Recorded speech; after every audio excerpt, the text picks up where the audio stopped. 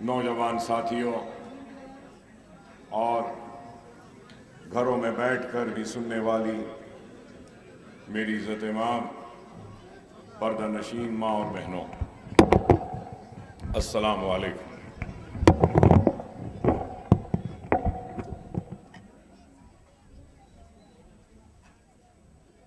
इंतखाबात का ऐलान हो चुका, इंतखाबी सरगर्मियों का आगाज़ भी हो चुका।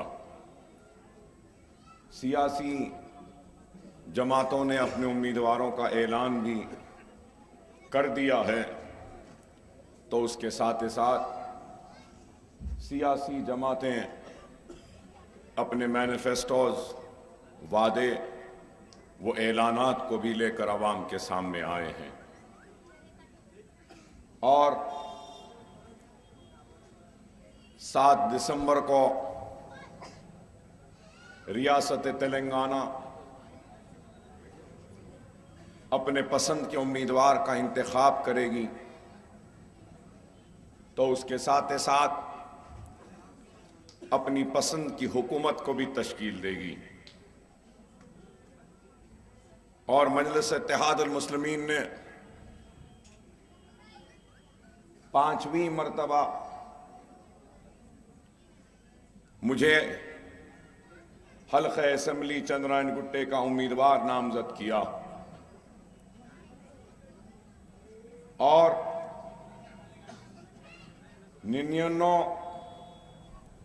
2004, 2009, 2014 और अब 2018 में मजलिस इत्तेहादुल मुस्लिमीन ने मुझ पर एतमाद किया, तो 4 इंतखाबात में 99 से लेकर 2014 तक इस हल्के की आवाम ने भी अपने भरपूर एतमाद, भर दिल खोल कर अपने दुआओं से नवाजा, तो एतमाद से नवाजा, भरोसे से नवाजा और कामयाबी दिलवाई। 99 से 2004 तक मजलिस इत्तेहादुल मुस्लिमीन के रुकन असेंबली की हैसियत से जब ऐवान असेंबली में दाखिल हुआ, तो उस वक्त नक़ीब मिल्लत बैरिस्टर असदुद्दीन ओवैसी साहब मजलिस इत्तेहादुल मुस्लिमीन के फ्लोर लीडर थे और 99 में हैदराबाद के रुकन पार्लियामेंट सालार मिल्लत अलहाज सुल्तान सलाहुद्दीन ओवैसी साहब थे। सालार बखेद हयात थे। नक़ीब मिल्लत बैरिस्टर असदुद्दीन ओवैसी साहब मजलिस के फ्लोर लीडर की हैसियत से जिम्मेदारी को निभा रहे थे।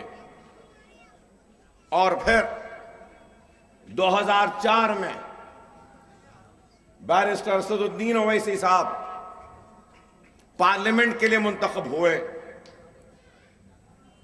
तो एमएलए के साथ साथ एक और जिम्मेदारी का इजाफा हुआ।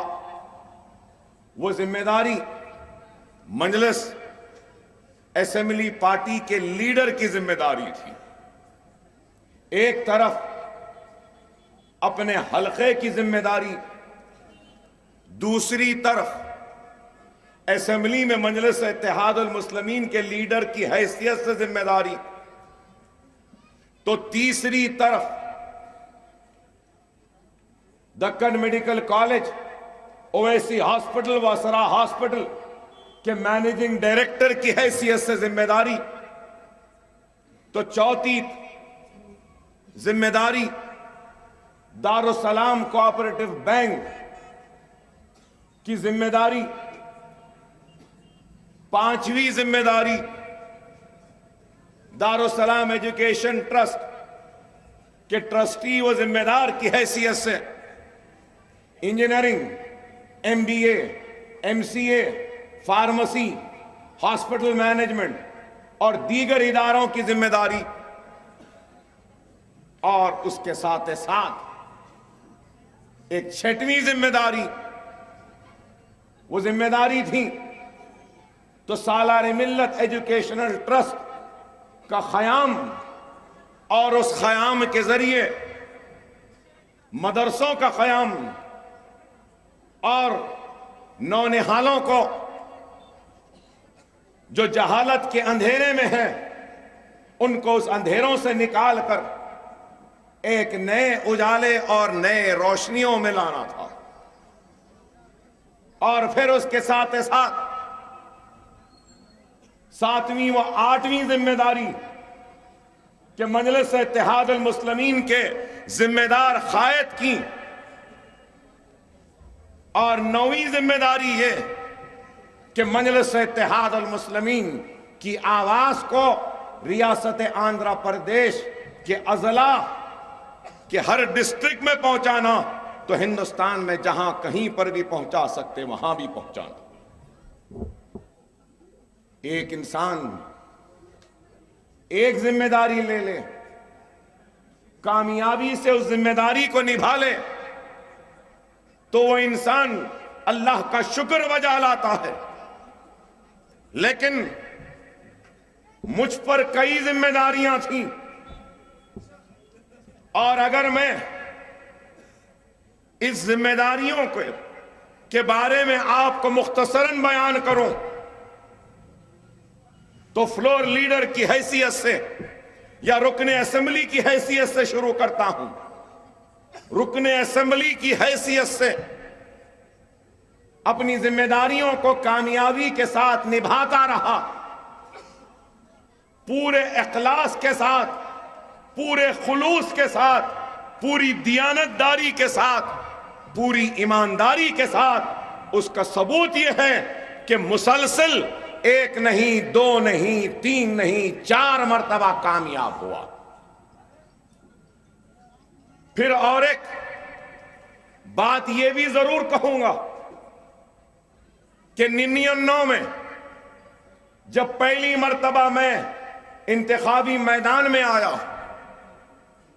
तो इस्माइल नगर से लेकर तुलसी नगर, जहांगीराबाद, गौस नगर, ये खुबा कॉलोनी, मोहम्मद नगर, ये सारे इलाके में जुमला, अगर मैं गलत नहीं, हो सकता है गलत भी हूं, कुछ थोड़ा बहुत फर्क होगा, जुमला वोटर अगर इस हलके में थे इन सारे इलाकों में तो 1100 वोटर थे। 1100। और आज अगर इस्माइल नगर, ये तुलसी नगर, जहांगीराबाद, फिर उसके बाद गौस नगर, नूरी नगर ABC, गौस नगर ABC, उम्दा कॉलोनी, वो लेक व्यू कॉलोनी, वो यहां पर खुबा कॉलोनी के बाद न्यू मोहम्मद नगर, ये मोहम्मद नगर, ये सारे 16 बस्तियों को ले ले तो आज यहां पर करीब 30,000 वोटर्स रहते हैं। तो आप बताओ 1,000 से 30,000 तक अगर आबादी में इजाफा हुआ तो क्यों हुआ कि यहां आकर जमीन खरीद कर यहां घर बनाने वालों को इस बात का एहसास था कि अकबरुद्दीन ओवैसी जरूर इन इलाकों में तरक्याती काम करवाएगा, तरक्याती सरगर्मियों को कराएगा और यहां पर बुनियादी सहूलतों को लेकर आएगा। और यहां पर होंगे, अगर मैं गलत हूं तो मुझे आप रोक सकते हैं, टोक सकते हैं। लोग जो सवाल करते हैं कि मजलिस ने क्या किया, मैं बताना चाहता हूं कि 99 से लेकर 1100 वोटर्स थे और आज 30,000 वोटर्स है। तो क्या यह मजलिस का काम या कारनामा है या नहीं है, बताओ। न सिर्फ ये, क्या कीमत में जमीन मिलती थी यहां पर 99 में, मुझे याद है 60,000 रुपये गज से थी, 60 रुपये गज से थी, 60 रुपये, 60 रुपीज पर स्क्वायर यार्ड। सही है या गलत? और फिर इन इलाकों में 1,000 रुपया अगर दे देते थे तो 100 गज जमीन मिलती थी। सही है या गलत? और फिर वो 1,000 भी क्या एक वक्त एक मुश्त देना था? नहीं, साल भर में 1,000 देना था। और जो आदमी साल भर में 1,000 कलेक्ट करता था उसको साल के खत्म होने पर 200 रुपये कमीशन मिलता था। क्या सही है या गलत? तो क्या काम नहीं हुआ?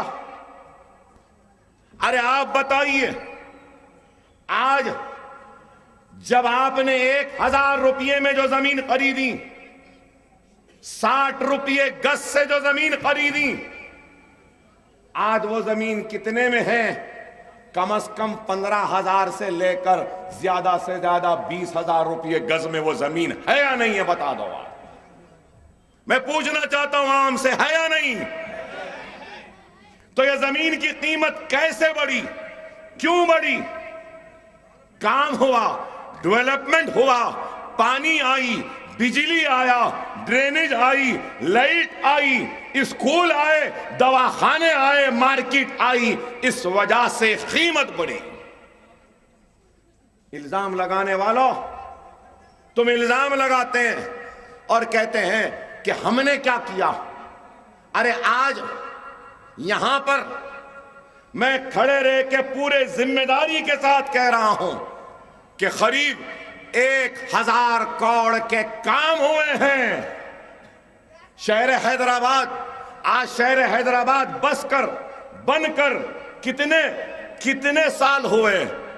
कई बरस हुए, कई साल हुए, लेकिन आज भी पुराने शहर की कई बस्तियां बुनियादी सहूलतों से महरूम हैं। और आज भी बुनियादी सहूलतों के लिए आज लोग एहतजाज कर रहे हैं और मुतालबा कर रहे हैं कि यहां पे डेवलपमेंट आना चाहिए। लेकिन अल्हम्दुलिल्लाह आज हमने यहां पे काम करवाया और काम की वजह ही है कि आज जमीनात की कीमतें बढ़ी और यहां पे और लोग बस रहे हैं। और इंशाअल्लाह ताला आने वाले कल में भी अगर आज यहां पे करीब 10-12 हजार घर है तो आने वाले कल में भी करीब और 10-12 हजार घर बनेंगे और 10-12-15 हजार 20,000 की आबादी का इजाफा होगा। मजलिस इत्तेहादुल मुस्लिमीन ने काम करवाया। सिर्फ जबानी जमा खर्च, सिर्फ वादे या सिर्फ जज्बाती तकारीर या नारे नहीं लगाए, बल्कि अमली तौर पर काम किया। आज मैं दावे से, जिम्मेदारी से कह सकता हूं कि किसी भी नई आबादी में 15 बरस में कहीं पर भी इतना काम नहीं हुआ जितना काम इस इलाके में हुआ। उसके बाद भी लोग अगर बोलते हैं कि काम नहीं हुआ, क्या हुआ, तो मैं क्या कह सकता हूं नादानों को, उन अहमकों से क्या कह सकता हूं? अरे ये हिंदुस्तान है, कोई लंदन अमेरिका नहीं है कि बस ले लिया। आप बताओ, जमीन बेचने वाले जमीन बेचकर जेब भर कर चले गए, पैसे लेकर चले गए, तो जमीन लेते वक्त क्या रोड है या नहीं किसी ने देखा? क्या बिजली है या नहीं किसी ने देखा? क्या लाइट है या नहीं किसी ने देखा? लाइट के खंभे है या नहीं किसी ने देखा? चट्टानें थी, पहाड़ें थी, उन पहाड़ों को, चट्टानों को काटकर रोड हम डाले, पानी की लाइन, ड्रेनेज, ये सारे काम हुए। क्या आसान था? नामुमकिन काम को हमने मुमकिन किया। और आज आपके इस इलाके में स्कूल है, आपके इस इलाके में दवाखाना है, आपके इस इलाके में 2 बेडरूम हाउसिंग आ रही है, आपके इस इलाके में वीकर सेक्शन कॉलोनी है, आपके इस इलाके में सिर्फ पानी के लाइन हम जो डाले हैं, पानी के लाइन करीब 100 करोड़ के पानी के लाइन्स थे। पांच बरस पहले इस्माइल नगर से खुबा कॉलोनी तक, इधर गौस नगर, मोहम्मद नगर, सारे इलाकों में घरों के सामने बैरल रहते थे। बैरलों में टैंकरों से पानी आता था। और आज पानी की लाइन है, बैरल्स बहुत गिनती के दिखाई देते हैं, लेकिन बैरल्स आज नहीं है। बेशक पानी का जो मिकदार है वो कम है, इसको बढ़ाना है, हम बढ़ाएंगे। आबादी बढ़ रही है, पानी की टाकी बनाई तो एक टाकी नाकाफी होगी, ये सोचकर एक और 6.5 करोड़ की पानी की इससे बड़ी टाकी मंजूर करवाई है। वो उसका काम का भी आगाज हो चुका। यहां पे जो लाइट है, लाइट जो आती है, इस लाइट की सप्लाई के लिए महेश्वरम पे 133 केवीए का सब स्टेशन आ रहा है। यहां पर भी सब स्टेशन है, लेकिन पुराने शहर का सबसे बड़ा सब स्टेशन आ रहा है 133 केवीए का, महेश्वरम से यहां तक। कांटेदन से लाइट की सप्लाई है, कांटेदन से बर्खास्त होगा, शहर हैदराबाद से पावर सप्लाई दी जाएगी। आप इस्माइल नगर से आगे निकले, यहां निकलने के बाद यहां पर आगे जो तालाब है, वो तालाब को खूबसूरत बनाया जा रहा है। वहां पे एक रोज गार्डन आ रहा है, जहां पे रोजेस, गुलाब के कई अक़साम के फूलों का बाग आ रहा है। 4.5 एकड़ की जमीन पर वहां पे पैदल चलने के लिए ट्रैक है, लोगों को बैठने के लिए बेंचेस हैं, वहां पे लाइट भी आएगी। उस तालाब को खूबसूरत बनाया जाएगा और तालाब में जो गंदगी जा रही है उसको रोककर एक तफरीगाह का मरकज बनाया जा रहा है 24 करोड़ के सरफे से। ये काम हो रहा है। और फिर बल्लागुड़े की रोड जो अंदर आते हैं दाखिला आप, वहां से रोड तौसी होगी, करीब 100 फीट की रोड होगी। आप अंदाजा लगाइए, रोड वाइडनिंग कहीं हो रही है क्या आपके इन इलाकों में? आज काम हो रहा है, हम काम कर रहे हैं।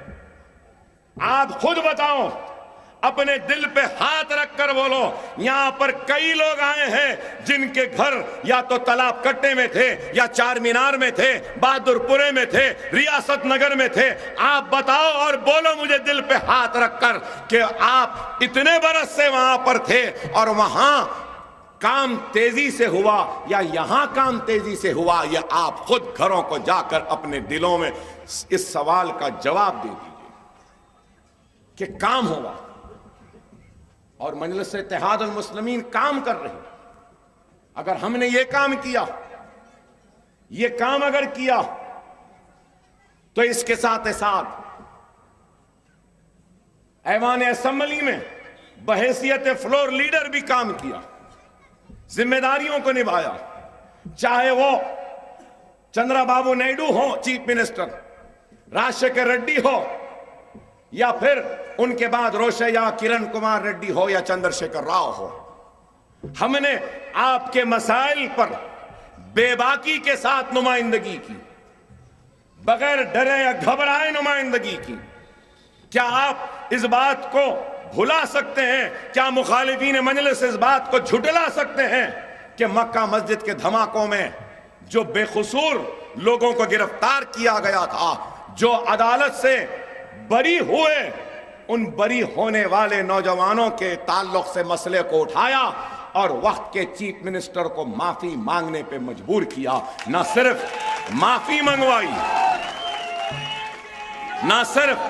माफी मंगवाई, बल्कि हमने उनको गुड कंडक्ट का सर्टिफिकेट दिलवाया, 5 लाख रुपये दिलवाए।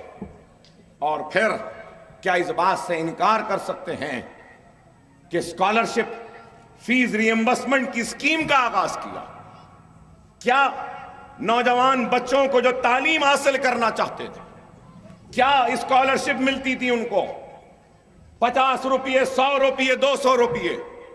मेरी जिंदगी की सबसे बड़ी कामयाबियों में से एक कामयाबी है वो ये कि हमने वो गरीब का बच्चा जो doctor, engineer, MBA, lawyer, MCA, pharmacist या फिजियोथेरेपिस्ट बनने का ख्वाब देखता था, उसके ख्वाब को हमने हकीकत में तब्दील किया। तो उनको फीस रिएम्बर्समेंट के जरिए सारी की सारी स्कॉलरशिप हमने उन तुलबा और तालिबात की हुकूमत की जानिब से अदा करवाई। आंध्र प्रदेश जब था तो 480 करोड़ रुपया सिर्फ प्री मैट्रिक और पोस्ट मैट्रिक स्कॉलरशिप दी जाती थी। जब कांग्रेस खत्म हुई, किरण कुमार रेड्डी जाते जाते ये एक जियो निकाल कर चला गया, ये बोलकर कि माइनॉरिटी स्टूडेंट्स जो 10,000 रैंक के अंदर रहेंगे उनको पूरी फीस दी जाएगी, 10,000 के बाद जिनका रैंक रहेगा उनको सिर्फ 35,000 दी जाएगी। तो हमने उस जियो के खिलाफ भी एहतजाज किया और खत्म किया। रैंक नंबर 1 होने दो या रैंक नंबर 2 लाख होने दो, उन सब की पूरी फीस हुकूमत देना। ये काम हमने करवाया। तालीम के ऊपर हमने ऐवानों में जिद्दोजहद की, हुकूमतों से हमने मुकाबला किया, लड़कर यह हासिल किया। तो इन 4 साढ़े 4 बरस में तेलंगाना हुकूमत के बनने के बाद सबसे बड़ा काम और कारनामा अगर कोई है तो मजलिस इत्तेहाद अल मुस्लिमीन की नुमाइंदगी पर on par with SC STs के बराबर जो SC STs को मराद दिए गए हैं, सिवाय दस्तूरी मराद को छोड़कर दूसरे जितने भी मराद हैं वो सारे मराद मुसलमानों को देने के लिए जियो की इजराई अमल में लाई। क्या बड़ा काम नहीं है? क्या बड़ा कारनामा नहीं है? 16 स्कीमात आए और फिर TS प्राइम नामी SC STs के लिए एक इंडस्ट्रियल डेवलपमेंट के लिए एक प्रोग्राम होता है। तो उसी तर्ज पर TS प्राइड भी मुसलमानों के लिए हमने आगाज किया। अरे आप गौर करो कि जब मैं फ्लोर लीडर बना तो उस वक्त आंध्र प्रदेश में अक़लियतों के बजट कितना था? 31 करोड़, 29 करोड़ या 31 करोड़ था। और आज कितना है अक़लियतों का बजट? आज रियासत तेलंगाना में 2000 करोड़ का बजट है। आंध्र प्रदेश जब था तो मुसलमानों की आबादी 76 लाख थी। तेलंगाना बना, आंध्र प्रदेश अलग हुआ तो मुसलमानों की आबादी करीब 50 लाख या 50 लाख से भी कम है। 50 लाख से कम आबादी वालों के बजट क्या है? 2000 करोड़। आप गौर करो, क्या यह कारनामा है या नहीं है? बताइए। आज आप अखबारात में पढ़ रहे हैं कि नामों की तब्दीली की एक रुझान चल रहा है। किस तरीके से उत्तर प्रदेश में नामों को बदला जा रहा है। फैजाबाद का नाम बदल दिया गया, आगरा के नाम को बदलने का मुतालबा हो रहा है। उत्तर प्रदेश में एक इलाका है जहां पर जिसका नाम उर्दू गली है तो उर्दू गली का नाम तब्दील किया और उसको हिंदी गली बना दिया। ऐसे फिरका परस्ती के दौर में मजलिस इत्तेहाद अल मुस्लिमीन ने कामयाबी हासिल की तो रियासत तेलंगाना में उर्दू को दूसरी सरकारी जबान बनाने की कामयाबी हासिल की। हिंदुस्तान में कई रियासतें, क्या बिहार में उर्दू दूसरी सरकारी जबान है? क्या उत्तर प्रदेश में उर्दू दूसरी सरकारी जबान है? क्या महाराष्ट्र में उर्दू तो सरकारी जबान है? नहीं है मेरे भाई। सिर्फ दिल्ली में पंजाबी के साथ साथ उर्दू दूसरी सरकारी जबान है। ना बंगाल में है, ना यूपी में है, ना बिहार में है। लेकिन अल्हम्दुलिल्लाह मजलिस इत्तेहाद अल मुस्लिमीन की वजह से आज यहां पर उर्दू दूसरी सरकारी जबान का मौक़िफ़ रखती है। यह काम है, यह कारनामा है। और इल्जाम लगाने वाले इल्जाम लगाते हैं। सिर्फ उर्दू दूसरी सरकारी जबान नहीं बनी, चीफ मिनिस्टर की पेशी, गवर्नर हाउस, मिनिस्टर्स पूरे रियासत के कलेक्टर्स के ऑफिस में कोई भी दरखास्त उर्दू में ले जाकर आप दे सकते हैं और वो मुतरज्जिम आपकी दरखास्त का अंग्रेजी और तेलुगु में तर्जुमा कर कर चीफ मिनिस्टर या गवर्नर या मिनिस्टर और कलेक्टर के टेबल पर रखता है। क्या यह काम कारनामा नहीं? 66 जायदादें, न सिर्फ ये सरकारी मुलाजिमत के सारे तखर्रुरात के इम्तिहानात, चाहे वो महकुमे बल्दिया हो, महकुमे माल हो, महकुमे सेहत हो, महकुमा होम हो, महकुमे पुलिस हो, कोई भी महकुमा हो, उसके इम्तिहानात जो तेलुगु और इंग्लिश और हिंदी में होते थे, तेलुगु इंग्लिश हिंदी के साथ साथ उर्दू में भी वो इम्तिहानात होंगे। क्या ये काम या कारनामा नहीं है? इल्जाम लगाने वाले इल्जाम लगाते हैं, लेकिन हमने काम करवाया। आज लोग कहते हैं, इल्जाम लगाते हैं कि क्या किया। अरे लंबी फेरिस्त है मेरे पास कि हमने काम करवाया। Residential schools, minority residential schools आए, 12 अखामती, और उसके बाद 12 अखामती जूनियर कॉलेजेस का क़याम, 204 अखामती स्कूल्स का क़याम, और फिर कांग्रेस के दौर में जूनियर वो कॉलेजेस कायम हुए थे, उसमें बीपीसी, एमपीसी, सीईसी के सेक्शंस को कुछ पैसा लेकर खोला गया था। खोल तो दिए, लेकिन असातिज़ा की तनख्वाह कोई नहीं दे रहे थे। तो उन सारे असातिज़ा को Urdu academy minority welfare department में जम करवा कर उन सेक्शंस को बंद होने से बचाया। सारे रियासत के उर्दू जूनियर कॉलेजेस के जितने लेक्चरर्स हैं, उनकी तनख्वाहों को दिलवाया Majlis Ittehad al Muslimeen. Falaknuma degree college, Chanchalguda degree college, Golconda degree college, Barkas में जूनियर कॉलेज की इजाजत हासिल की। इन 5 वर्षों में ये नए कॉलेजेस का क़याम हमल किया। फलकनुमा कैंपस में केजी से लेकर पीजी तक जूनियर कॉलेज, डिग्री कॉलेज और फिर Urdu medium, English medium school हमने वहां पर कायम किया। हजारों बच्चे फलकनुमा के कैंपस में ज़ेर तालीम है। आप खुद गौर करिए, इल्जाम लगाने वाले इल्जाम लगाते हैं।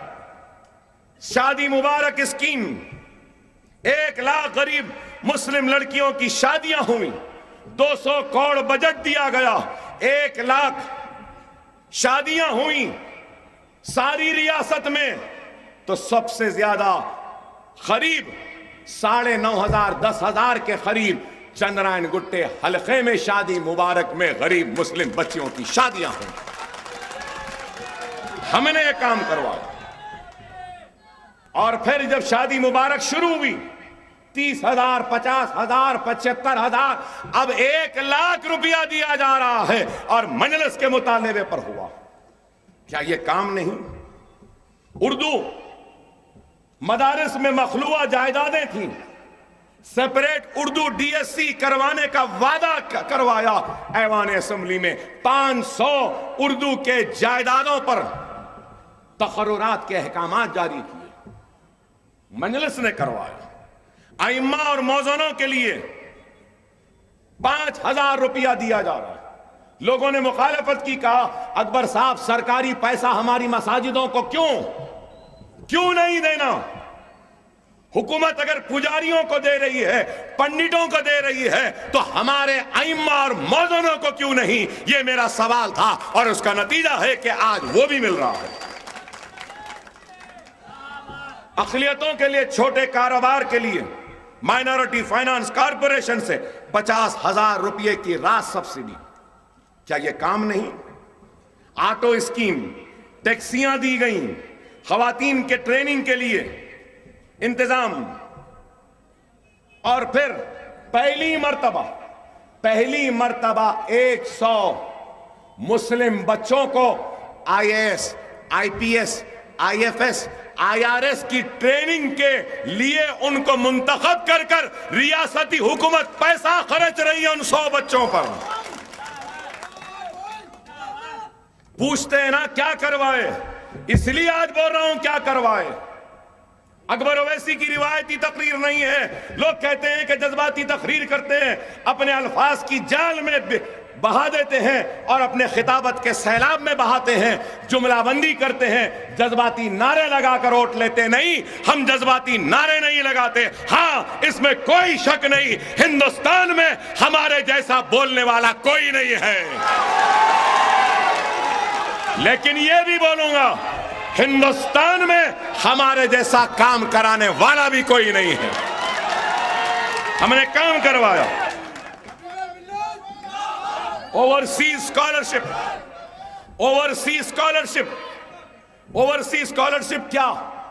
एक बच्चा MBBS कर ले, एक बच्चा ग्रेजुएशन कर ले, एक बच्चा BE इंजीनियरिंग कर ले, तो मास्टर्स ME करना चाहता, अगर BCom है MBA करना चाहता, MBBS है MD करना चाहता है, तो वो लंदन जाओ, अमेरिका जाओ, ऑस्ट्रेलिया जाओ, न्यूजीलैंड जाओ, दुबई जाओ, कहीं पर भी जाओ, उसके वीजा प्रोसेसिंग की फीस, हॉस्टल के पैसे, प्लेन का किराया और पूरे सेमेस्टर की फीस 20 लाख रुपया ओवरसीज स्कॉलरशिप के लिए दिया जाता है रियासती हुकूमत की जानिब से।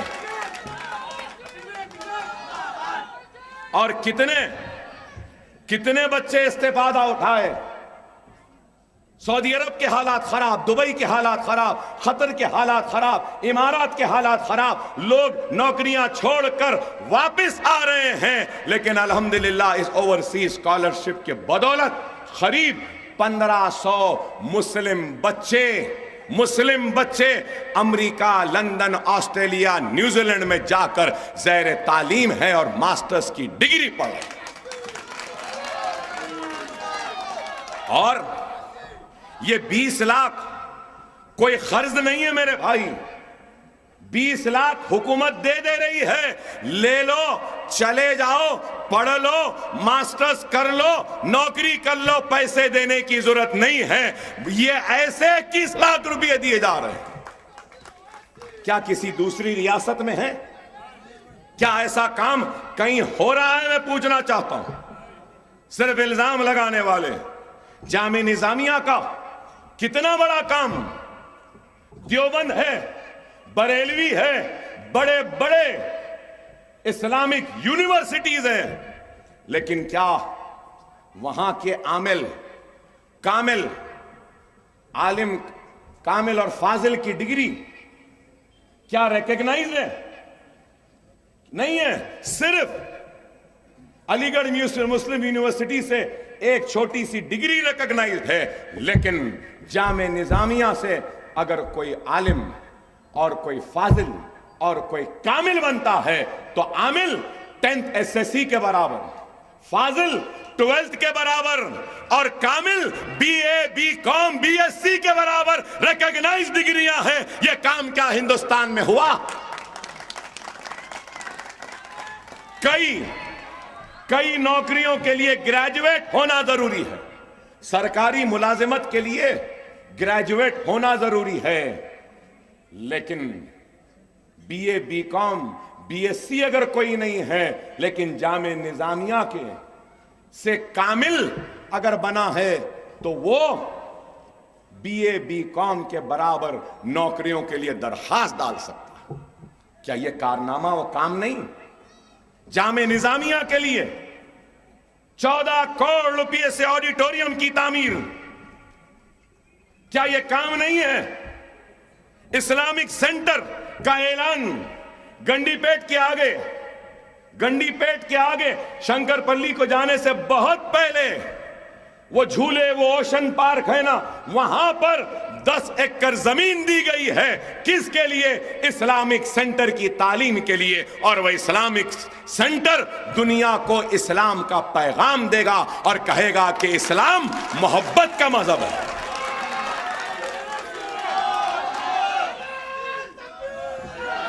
अरे मैं पूछना चाहता हूं, बीजेपी की हुकूमत में, मोदी के हुकूमत में, आरएसएस के हुकूमतों में क्या इस्लामिक सेंटर किसी रियासत में बन सकता? मौजूदा हालात में हम बना रहे हैं। और फिर इल्जाम मजलिस क्या कर रही है? अरे मजलिस काम कर रही है, माइनॉरिटी स्टडी सर्कल के सेंटर्स कायम हुए। ये मजलिस इत्तेहाद अल मुस्लिमीन की कामयाबी। अरे आज आप बताओ, अनीसुल गुरबा 200 गज पे आ गया था। रोड वाइंडिंग में जाने के बाद, कब्जे होने के बाद 200 गज पे था। राजशेखर रेड्डी के दौर में अनीसुल गुरबा को मैंने एंडोमेंट से छुड़ाया, वक्फ बोर्ड के हवाले करवाया, मुकदमा लड़कर जीत कर। एंडोमेंट हिंदू एंडोमेंट के पास था अनीसुल गुरबा, उसको निकाला, वक्फ बोर्ड के हवाले किया। और फिर राजशेखर रेड्डी से लेके किरण कुमार रेड्डी और उसके बाद रोशैया और रोशैया के बाद चंद्रशेखर राव तक मुतालबा कर अनीसुल गुरबा की आज जमीन करीब 1 एकड़ की हो गई। 200 गज थी, अरे नहीं बाजू की जमीन दे दो, उसकी बाजू की 400 दे दो, 1000 दे दो। पीडब्ल्यूडी का डिपार्टमेंट का दफ्तर है, आंध्रा अलग हो गया, दफ्तर वहां चला गया, और 1000 दे दो। आज 4000 चिल्लर गज की जमीन पर अनीसुल गुरबा बन रहा है।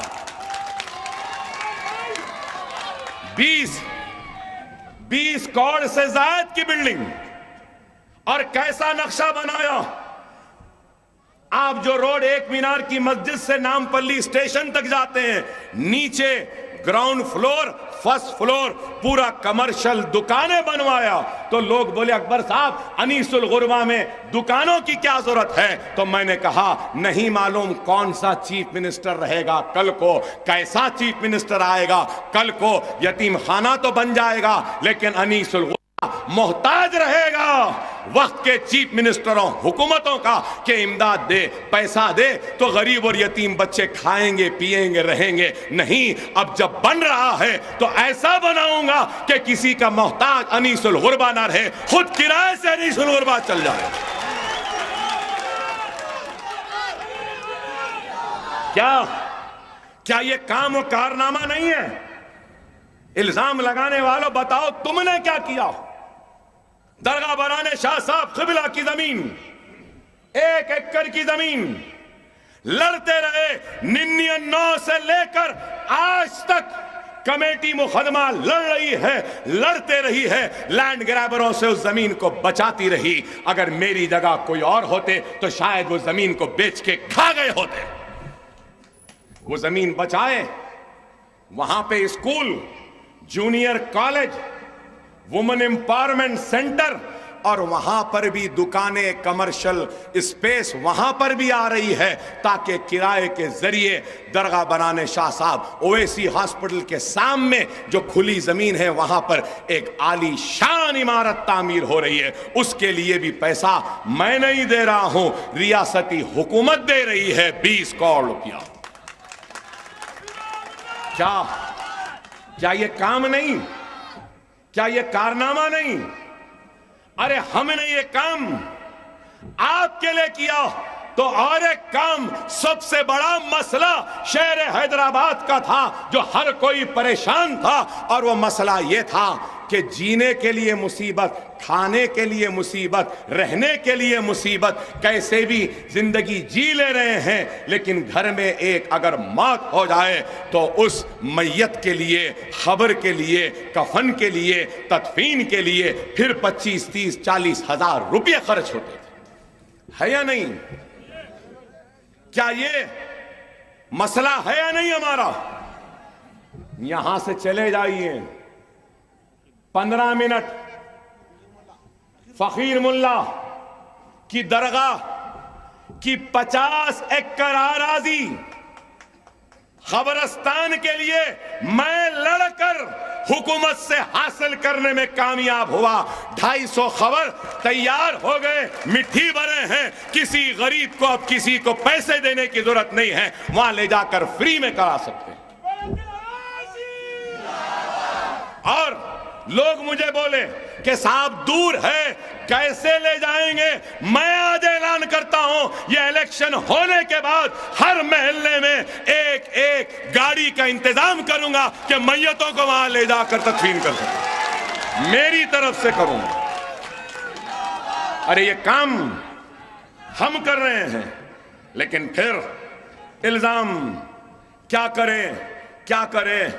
अरे ये यहां पे हजरत बाबा शरफुद्दीन साहब पहाड़ी की 50 एकड़ जमीन किसने हासिल की?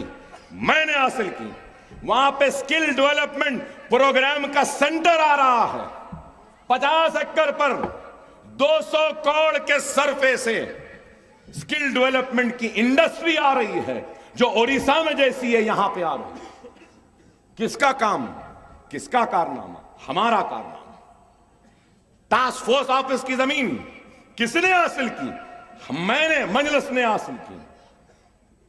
अरे आज अली साद आशुर खाने की जमीन कहां पर है? शमशाबाद के सामने 500 चिल्लर एकड़ जमीन का मुकदमा मैं लड़ रहा हूं। हजरत बाबा शरफुद्दीन साहब की पहाड़ी के 3300 एकड़ जमीन का मुकदमा मैं लड़ रहा हूं।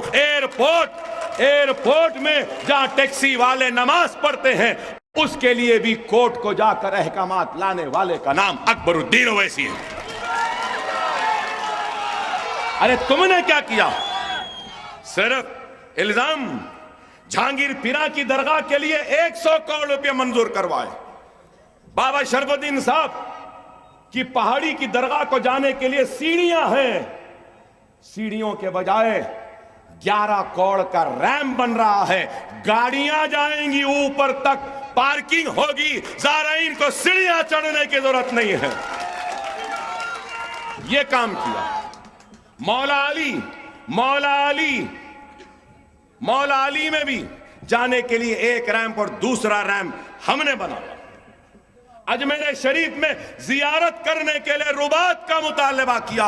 चीफ मिनिस्टर ने कहा कि हैदराबाद के लोग, तेलंगाना के लोग जो ख्वाजा अजमेरी के पास जियारत को जाएंगे, उनके रहने खाने का इंतजाम होगा, अजमेर शरीफ में रियासती हुकूमत की जानिब से होगा। क्या ये काम नहीं? क्या ये कारनामा नहीं है? निजाम सरकार ने जो दागदोजी की थी मक्का मस्जिद की, निजाम दक्कन के खत्म होने के बाद आज तक मक्का मस्जिद का कोई मेंटेनेंस का वर्क नहीं हुआ। 8 करोड़ रुपये बजट में मंजूर करवा के मक्का मस्जिद में जो जगह जगह से खिपलियां गिर रही थी, पानी गिर रहा था, वो काम करवा रही है मजलिस इत्तेहाद अल मुस्लिमीन रियासती हुकूमत की जानिब से। तो क्या ईद उल फितर के बाद में कपड़े दिए जाते हैं? क्या कोई रियासती हुकूमत में दे रहे हैं? क्रिसमस पर भी क्या हो रहा है? ईद के बाद ऑप्शनल हॉलिडे मजलिस के मुतालबे। अरे आप बताओ मेरे भाई कि आज कितना काम मूसा नदी को अच्छा करने के लिए 1600 करोड़ की मंजूरी हमने हासिल की। मूसा नदी के सामने ब्रिजेस बनेंगे, जहां पे 4 मीनार के ठेला बंडी वालों को, करीब 2000 ठेला बंडी वालों को 4 मीनार पत्थर गट्टी से वहां से ले जाकर वहां पर उनको बाजाब्ता खूबसूरत दुकानें बनाकर दिए जाएंगे। अरे आज इल्जाम मौजमजाई मार्केट का काम हो रहा है। चौक के मुर्गे, जो मुर्गी चौक है, चौक वहां पे क्लॉक टावर है, क्लॉक टावर पे भी काम हो रहा है। लाड़ बाजार में वहां पे फसाद आएगा, ऐसे खूबसूरत कमाने आएंगी दुकानों के सामने, और खूबसूरत ऐसा रास्ता चार मीनार के लिए बनाया जा रहा है। ये काम, लेकिन इल्जाम लगाने वाले सिर्फ इल्जाम लगाते हैं। मैं याद दिलाना चाहता हूं, 400 करोड़ रुपए के बरखी बकायाजात को भी माफ करने वालों का नाम मजलिस इत्तेहादुल मुस्लिमीन है। क्या माफ नहीं करवाए? बरखी के जियो 58 के जरिए 125 गज की जमीन पर जो घर तामीर है उनको रेगुलराइजेशन फ्री में करवाने के अहकामात की इजराई भी किसने करवाई? मजलिस ने करवाई। और फिर 54 करोड़ रुपया, 54 करोड़ रुपीस पुराने शहर के आबरसानी के बिल्स थे जो अदा नहीं हुए थे। उन 54 करोड़ के आबरसानी पानी के बिलों को माफ कराने वाली कोई और नहीं, मजलिस इत्तेहादुल मुस्लिमीन।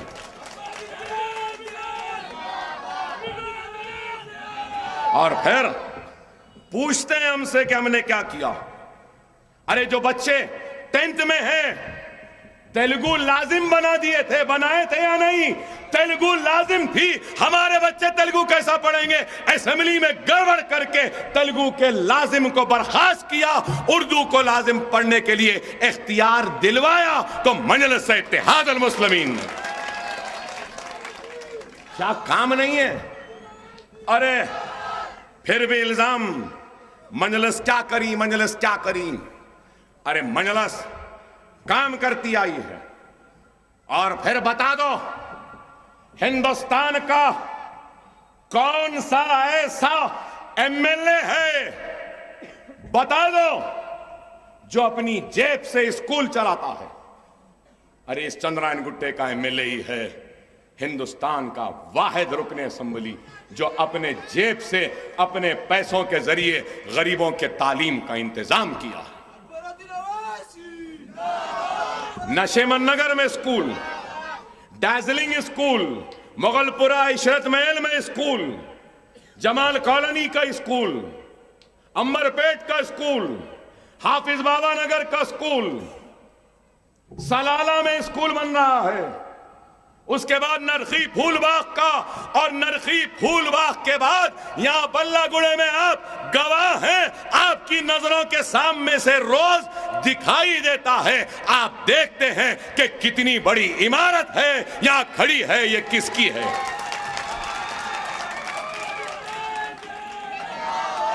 एक इस्माइल नगर, गौस नगर, खुबा कॉलोनी, मोहम्मद नगर, न्यू मोहम्मद नगर, नूरी नगर, जहांगीराबाद, तुलसी नगर, वीकर सेक्शन, यहां कहीं के भी लोग, गरीब लोग अपने 3.5 साल के बच्चे को लाकर उस इमारत में शरीक करवा दें। नर्सरी से केजी 3 साल, फर्स्ट से 10 तक 10 साल, ये 13 साल, इंटरमीडिएट के 2 साल 15 साल, ग्रेजुएशन के 3 साल 18 साल, ग्रेजुएशन के बाद और 3 साल पोस्ट ग्रेजुएशन की 21 साल तक अकबर ओवैसी पढ़ाएगा आपके बच्चों को। क्या कोई कर रहा है ऐसा काम? कोई देता है? अरे लोग तो लूट के जाते हैं, लेकिन अकबरुद्दीन ओवैसी अपनी आवाम पे लुटने को एमएलए बना है।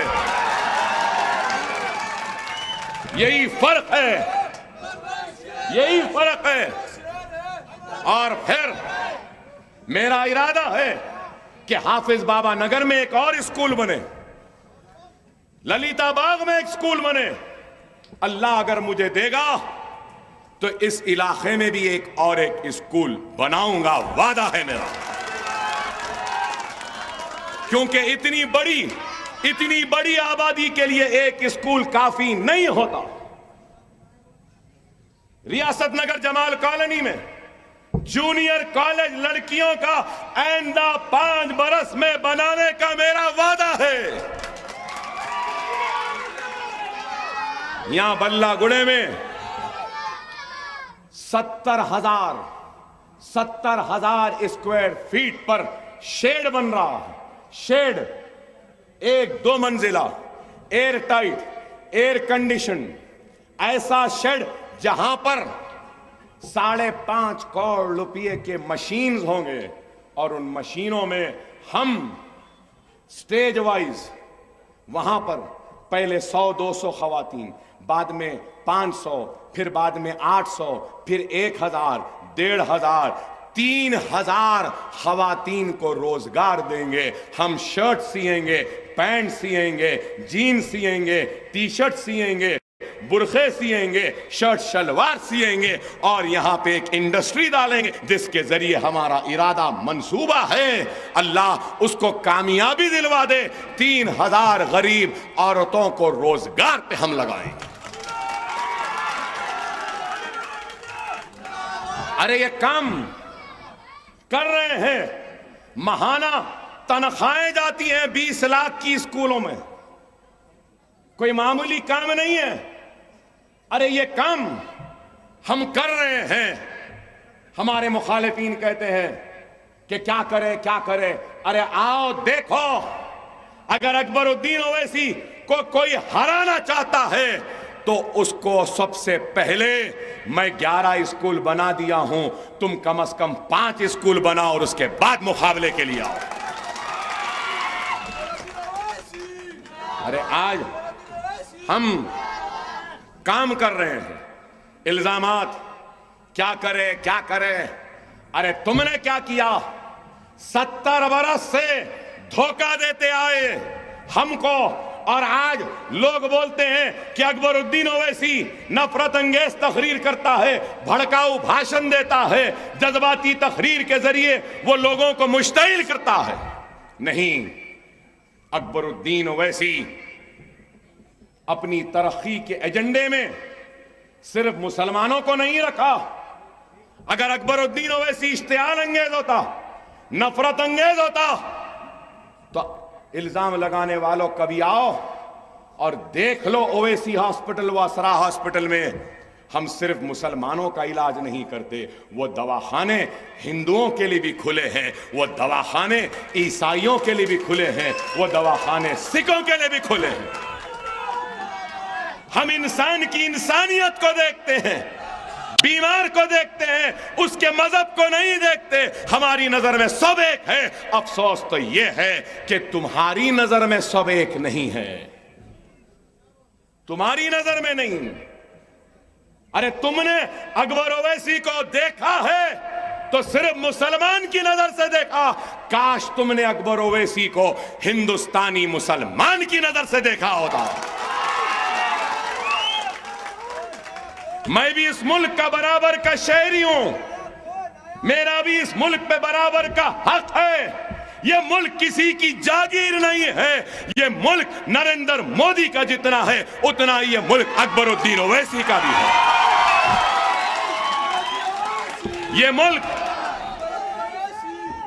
ये मुल्क एक माथे पर तिलक लगाने वाले का जितना है, ये मुल्क सर पर टोपी पहनने और दाढ़ी पालने वाले का भी उतना ही है।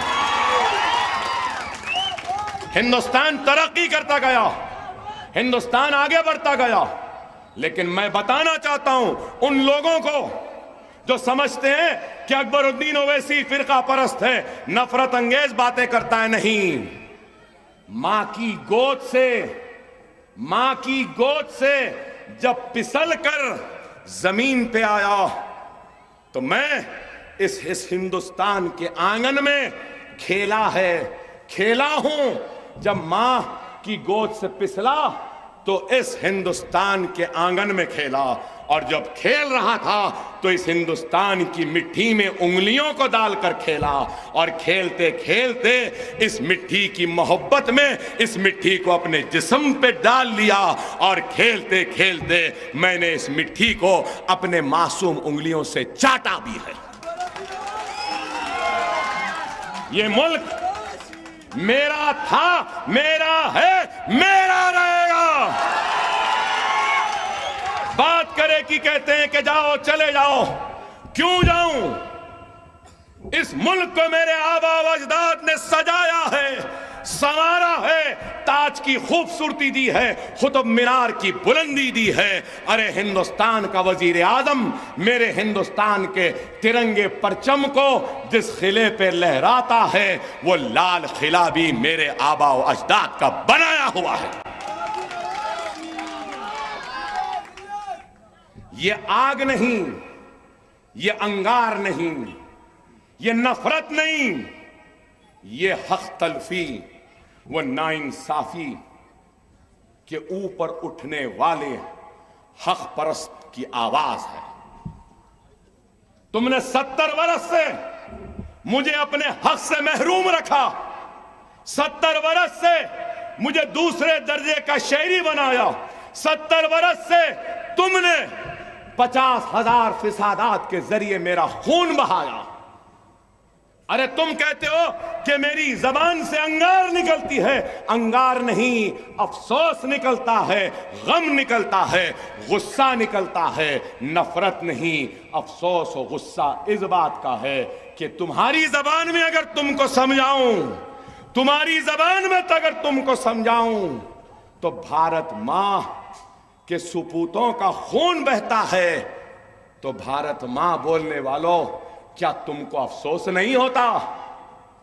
फिसादात में जो खून गिरता है, तुम ये क्यों देखते हो? ये गिरता हुआ खून, ये जलते हुए आशियाने मुसलमान के हैं या हिंदू के हैं, तुम इस नजर से क्यों नहीं देखते कि खून बह रहा है वो एक हिंदुस्तानी का है, घर जल रहा है तो हिंदुस्तानी का है, कारोबार लुट रहे हैं तो हिंदुस्तानी के हैं। लेकिन तुम नहीं देखते, तुम तो सिर्फ एक ही ऐनक से देखते हैं, मुसलमान मुसलमान, और कहते हैं कि अकबरुद्दीन ओवैसी मजहब की सियासत कर रहा है। नहीं, मजहब की सियासत नहीं कर रहा हूं, मजहब के नाम पे वोट नहीं मांग रहा हूं, लेकिन मजहब के नाम पर जो नाइंसाफी की गई है, जो हक तलफी की गई है, जो जुल्म किया गया है, जो फिसादात किया कराए गए हैं, इस पर आवाज बुलंद कर रहा हूं। क्या गुनाह है?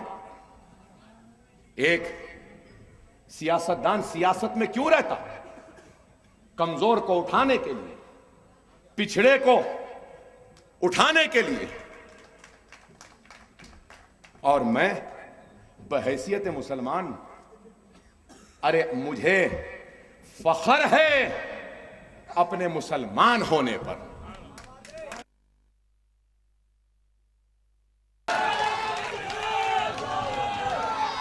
क्या मैं अपनी नाइंसाफी पे आवाज ना उठाऊं? हिंदुस्तान में कोई आवाज उठाए या ना उठाए, लेकिन हम जरूर उठाएंगे।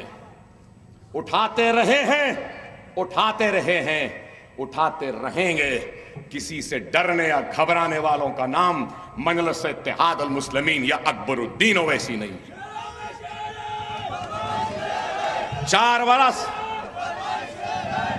4 साढ़े 4 बरस में क्या हुआ? क्या आप भूल गए?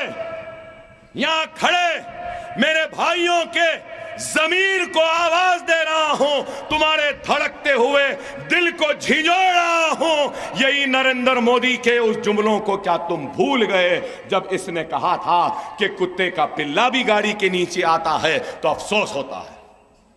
क्या नहीं बोला?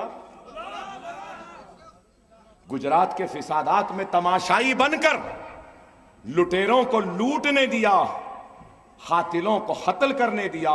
गुजरात के 2002 के फिसादात को रोकने में नाकाम होने वाले का नाम नरेंद्र मोदी है। क्या सही है या गलत? बाबरी मस्जिद को शहीद करने वालों का नाम बीजेपी, संघ परिवार, आरएसएस है। क्या है या नहीं, मैं पूछूंगा। शरीयत मोहम्मदी में मदाखलत कर रहे हैं, तलाक सलासा के ऊपर ऑर्डिनेंस लाकर कानून बनाना चाहते हैं। ये कोई और नहीं, बीजेपी है। क्या सही है या नहीं? अब आप क्या इनके परचम को लेकर आने वालों को अपने बस्तियों में, महलों में आने देंगे? मैं आप पे छोड़ता हूं ये। गौर करो मेरे बात पर। अरे 4 बरस में क्या किया? लफ्ज जिहाद, घर वापसी, रामजादे फुलाजादे, बीफ के नाम पे मारे, अखलाक को, रगबर को, जाहिद को, अंसारी की दाढ़ी खींचे, कितने लोगों को मारे बीफ के नाम पर। क्या गलत है मेरी बात? क्या करे? आज तक कुछ नहीं करे। गंगा बुलाई, मां गंगा बुलाई बोले, गंगा को साफ करने गए। क्या गंगा साफ हुई? कितने पैसे खर्च हुए गंगा की सफाई पे? 7,000 करोड़ रुपए खर्च हो चुके हैं। क्या गंगा साफ हुई? बीफ के नाम पर मारे, क्या यह इंसाफ है? अखलाक को मारने वालों में से एक जेल में मर जाता है, उसकी मैयत गांव पे आती है तो उसके मैयत के ताबूत पर हिंदुस्तान का परचम उड़ाया जाता है। क्या यह इंसाफ है? बीफ के नाम पर मारने वाले जेल से जमानत पे छूटते हैं, मरकजी वजीर उनको फूल का हार पहनाते हैं। क्या यह इंसाफ है? अरे आज ये बातें हम करते हैं तो इनको बुरा दिखता है। क्या हाल है मुल्क का? अरे इनके पास तो कुछ भी नहीं है। हिंदुस्तान की मईशत तबाही के दहाने पर है। हिंदुस्तान में इन्वेस्टमेंट नहीं आ रहा है। फॉरेन इन्वेस्टमेंट जितना आया था बाहर जा रहा है। पेट्रोल की कीमत बढ़ रही है, डीजल बढ़ रहा है, गैस का सिलेंडर 1,000 रुपये में हो गया। महंगाई बढ़ रही है, दाल बढ़ रही है, अनाज बढ़ रहा है, तरकारी बढ़ रही है। लेकिन क्या है? नोटबंदी, जीएसटी ने इस मुल्क की बची कुची मईशत को तबाह बर्बाद कर दिया। नोटबंदी, अब तो एटीएम मशीनें भी बंद होने वाले हैं। 1 लाख मशीन बंद हो जाएंगी। डिजिटल मनी, फुला मनी, ये मनी। क्या हुआ? डिमोनेटाइजेशन, नोटबंदी। क्या हुआ? छोटी सनत बंद हो गई, कई लोग बेरोजगार हो गए, अपने पैसों के लिए कतारों में खड़े हो गए। बैंकों पर से एतमाद उड़ गया आवाम का। पूरे बैंक, पहले स्टेट बैंक ऑफ हैदराबाद भी था, अब है नहीं है, पूरे जम हो गए। पूरे कमजोर बैंकों को पूरे मिला दिए, बैंकों को एक जगह कर दिए, खत्म हो गए। आज कोई शहरी बैंक में पैसा रखाना नहीं चाहता। ये हाल है। हद तो ये हो गई, make in India, new India, Modi का इंडिया। अरे ऐसा कैसा है new India, make in India है? कश्मीर के गवर्नर के पास फैक्स मशीन नहीं चल रही है। वाह, क्या मेक इन इंडिया है? क्या हिंदुस्तान की तरक्की है? देखो आप गौर करो। ये हाल है। अगर ये हाल है तो ये हाल क्यों है? इस वास्ते कि बोलते हैं ना कि अगर कोई बड़े ओहदे पे बिठाए तो देख समझ के बिठा दे। अब ऐसों को बिठा देंगे तो ऐसा ही होगा। बात करता है तो चाहे, कुछ बोलता है तो चाहे। डिमोनेटाइजेशन के वक्त भी बोला तो यही बोला, क्या चाहे। फिर बोला तो क्या बोला? कड़क चाय, नरम चाय, फुला चाय, ये चाय। अरे बाबा, तू है हिंदुस्तान के नरेंद्र मोदी, वजीर आजम हिंदुस्तान नरेंद्र मोदी, मैं तुझसे बोलना चाहता हूं कि तू खुदा के लिए इस बात को भूल जा कि तू चाय वाला था, अब नहीं है, वजीर आजम है।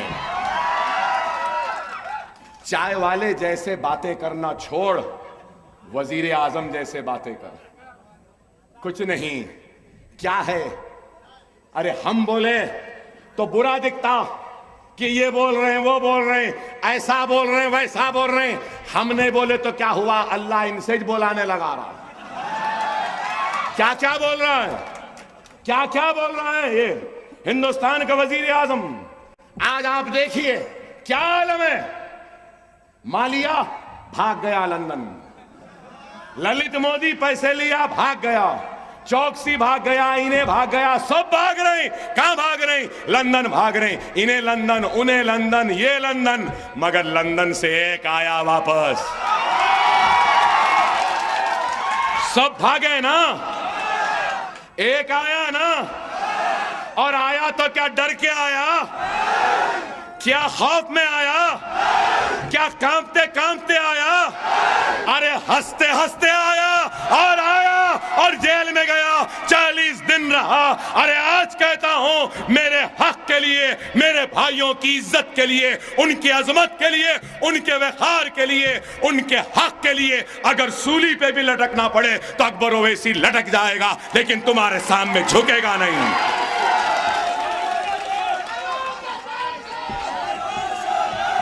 क्या डरते समझ रहे हैं? अरे डरने घबराने वालों में से हम नहीं।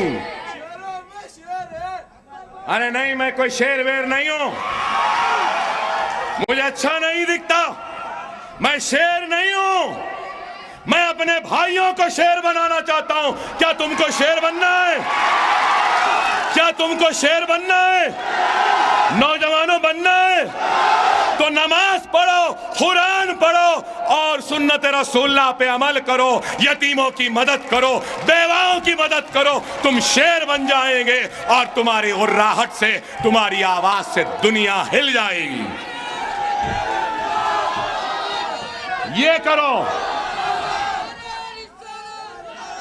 अकबरुद्दीन ओवैसी शेर नहीं है, लेकिन अपने कौम में से शेरों को पैदा करेगा और ऐसे शेरों को पैदा करेगा जो एक आवाज, एक धड़ाड़ में ये चाय वाले को, खैर समझ जाइए। अरे आज डरते या घबराते नहीं हैं हम, हक कहते हैं। ये कांग्रेसियां, ये राहुल गांधी बड़ी सेक्युलरिज्म की बात करते हैं। क्या अंग्रेजों से हमने गुलामी इसलिए हासिल की कि अंग्रेजों के जाने के बाद तुम्हारी गुलामी करें? हम गांधी की गुलामी नहीं करेंगे, किसी सोनिया की गुलामी नहीं करेंगे। अगर तुमको इख्तिदार होना है तो जिस तरीके से तुम्हारी दादी दारुस्सलाम को आई थी, तुमको भी आना पड़ेगा, आना पड़ेगा। अरे बातें करते मजलिस क्या करी, क्या करी? अरे मैं पूछना चाहता हूं, मजलिस क्या करी थी जो तुम्हारी अम्मा, इंदिरा अम्मा दारुस्सलाम आए? क्यों आए? हम मिले हुए हैं। इनकी तायीद करे तो सेक्युलर, इनकी मुखालिफत करे तो बीजेपी के एजेंट, नरेंद्र मोदी की मुखालिफत करे तो देशद्रोही। वाह, इनके पास सेक्युलरिज्म का सर्टिफिकेट, इनके पास मुल्क के वफादारों का सर्टिफिकेट। अरे हमको किसी की परवाह नहीं, हम तुमसे भी लड़ेंगे, तुमसे भी लड़ेंगे। एक महाज पे मोदी से लड़ेंगे तो दूसरे महाज पे हम गांधी से भी लड़ेंगे, दोनों से लड़ेंगे। हम डरने और घबराने वाले नहीं हैं। और एक बात कहूंगा, क्या हिंदुस्तान में सिर्फ दो ताकतें हो ना, कांग्रेस या बीजेपी? अगर कांग्रेस रही और बीजेपी दो ही रहे तो ये लोग फिर क्या हमको इज्जत देंगे, हमको सुनेंगे, हमको अहमियत देंगे? इनको मालूम हो गया अब हिंदुस्तान में क्या कर रहे हैं। जनाधारू बन गए राहुल गांधी, शिव भक्त बन गए हैं, शिव मंदिरों को जा रहे हैं, क्योंकि उनको मालूम हमारे पास नहीं आए तो क्या बीजेपी के पास जाते। यही है ना, इस वजह से हम तीसरी कुव्वत को जिंदा रखे यहां पे। समझे? अब समझे? सिर्फ दो नहीं रहना, तीसरा भी रहना, चौथा भी रहना। इन्हें नखरे करा तो उसके सर पे हाथ, वो नखरे करा तो इसके सर पे हाथ। ये सियासत है। इस वास्ते तो गाड़ी को ढकलो ढकलो बोल रहे ना, ढकल लो गाड़ी को। अरे आज कांग्रेसियों याद रखो, अकबरुद्दीन ओवैसी को चंद्रायन गुट्टे में रहने की, फिरने की, जलसे करने की जरूरत नहीं है। सही है ना? सही है ना? खबरदार गांधी टोपी पहनने वालों, ए गांधी के गुलामों, कांग्रेस की लहरें बोल रहे ना। अरे 5 दिन निकल जाऊंगा तेलंगाना में तो लहर खहर में बदल जाएगी, खैर में बदल दूंगा और बता दूंगा क्या ताकत है। अरे आज हमसे मुकाबला, राहुल हमसे कहता है कि हम मिले में, मोदी के गले हम मिले या ये तू मिला? गले लगते वक्त क्या गुजरात के बेकसूरों के खून के धब्बे दिखाई नहीं दिए? क्या एहसान जाफरी याद नहीं आए? क्या उनके एहसान जाफरी की बेवा याद नहीं आई? क्या नरोड़ा पाटिया की याद नहीं आई? अरे तुम जब चाहो मिल लो और हमसे। अरे आज हम सबका मुकाबला कर सकते हैं, चाहे वो चाय वाला हो या फिर ये हो, चाहे फेकू हो या पप्पू हो, दोनों का मुकाबला करेंगे। डरने या घबराने वालों में से नहीं है। नरेंद्र मोदी कहते हैं कि चला जाऊंगा, झोला लिया चला जाऊंगा, फकीर हूं। अरे मोदी खाली झोला लेके नहीं, अकबर ओवैसी झोले के साथ चाय की केतली, चाय की पत्ती भी देगा। क्या है आलम? आज सिर्फ इल्जाम, हम क्या करें? अरे कैसा वजीर आजम है, आप खुद देखो क्या क्या बोल रहा है। कह रहा है कि करण कुंती का बच्चा करण कैसे पैदा हुआ? स्टेम सेल से। फिर कह रहा है कि महाभारत के दौर में वाहन भी थी। फिर कह रहा है कि प्लेन भी था। कह रहा है कि सेलफोन भी था। फिर बोले प्लास्टिक सर्जरी भी थी। मैं बोला तो बोलेंगे कैसा बोले, जेल में डालो, पकड़ लेंगे। अरे मैं नहीं बोला भाई, नरेंद्र मोदी कह रहे हैं प्लास्टिक सर्जरी थी, तो बोल रहे हैं कि मेरी नजर में प्लास्टिक सर्जरी ऐसी है कि जब थी इस वास्ते कि गणपति महाराज का सर कटा तो हाथी का सर लगाए थे।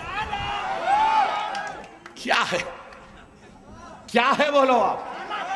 अरे यहीं पर नहीं रुका, ये वजीर आजम ये कह रहा है, आप सुने होंगे ना, नालों में से गैस निकल रही बोल रहा है। क्या है? क्या है बोलो आप? इंसानी फुजला गंदगी जिस नाले से जाती है वहां पाइप डाल के इन्हें गैस निकाले और चाय बनी। हाँ वो गौर करो, ऐसे लोगों के हाथ में इख्तिदार आ गया। वाह! अरे ऐसे लोगों को अगर कोई जवाब दे रहा है तो वो मजलिस है, अकबरुद्दीन ओवैसी है, इसलिए इनको बुरा दिखता है।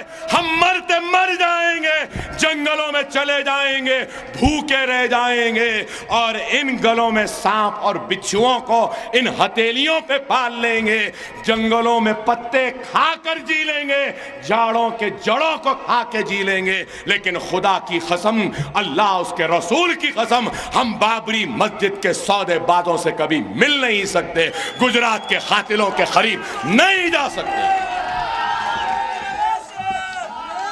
खुदा रो वक्त और हालात की नजाकत को समझिए और मुनज़्ज़म हो जाइए, मुत्तहिद हो जाइए और अपने हक के लिए मजलिस जो जिद्दोजहद कर रही है इसमें मजलिस का साथ दीजिए।